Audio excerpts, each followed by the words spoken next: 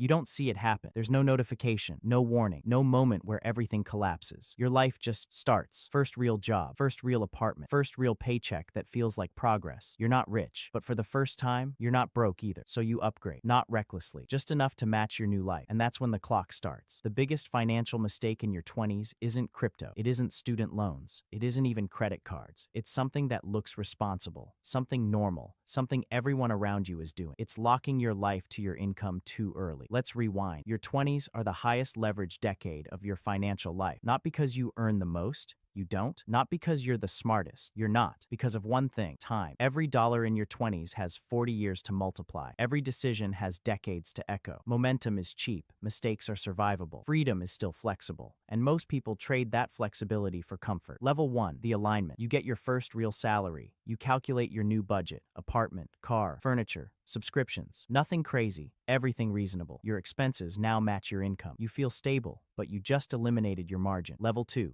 the identity purchase. You don't buy things because you're irresponsible. You buy them because they match who you're becoming. A better car, a nicer place, new clothes. You're not showing off. You're catching up to your life. And that's the trap. Your lifestyle now requires your current income. Not optional, required. Level 3, the delay. You tell yourself, I'll invest later. I'll get serious at 30. I'm still young. And you're right, you are young. But compounding doesn't care about your age. It cares about time in the system. If you invest $500 a month starting at 22, you don't just build savings. You build velocity. Wait until 32. You don't lose 10 years. You lose the most powerful 10 years. Because the early years aren't about the money. They're about the multiplier. Now let's make it visible. Two people, same income, same intelligence, same discipline. Person A starts investing in their early 20s. Person B waits until their early 30s. To catch up, person B doesn't need to invest a little more. They need to invest almost double. Not because they're worse, because time is ruthless. That gap, that's the $100,000 mistake, and it grows silently. But here's the part nobody talks about. It's not just the money, it's the structure. When you lock in high rent, car payments, lifestyle subscriptions, fixed costs, you don't just spend money, you eliminate optionality. Optionality is the real asset in your 20s,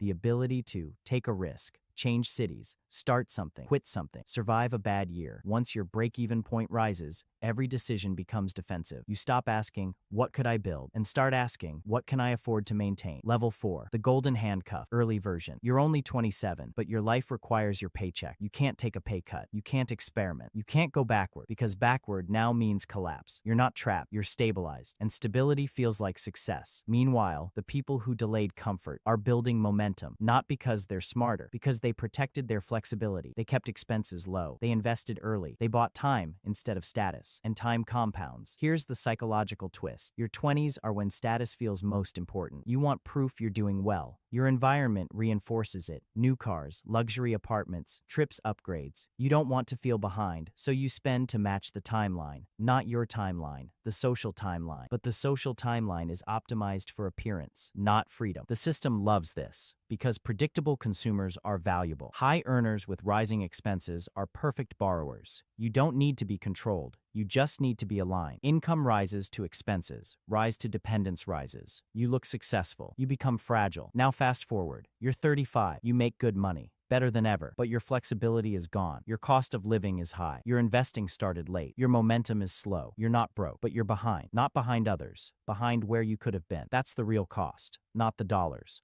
The lost acceleration, because the $100,000 mistake isn't a purchase. It's a pattern. Choosing comfort over compounding, alignment over optionality, income over ownership, every time for a decade. And here's the hardest truth. It feels responsible while you're doing it. You're not making bad decisions. You're making normal ones. That's why almost everyone makes it, and why almost nobody notices until later. So what is the real mistake? It's not spending. It's not debt. It's not income. It's treating your 20s like a smaller version of your 30s, when they are actually your only window for asymmetry. The only decade where small investments become massive. Low expenses create massive leverage. Risk is survivable. Time is abundant. You don't need more money. You need more runway. Because once your life requires your income, your decisions stop being creative. They become protective. And protection doesn't build velocity. It maintains structure. The $100,000 mistake most people make in their 20s isn't losing money. It's losing time. And time is the only asset you can't earn back. Everything else compounds. Time only moves once. And if you trade it for comfort too early, you'll spend the next 30 years trying to recreate the freedom you had at 22. Not broke, not failing, just slower than you were meant to be. That's the mistake. And it's invisible until the math catches up.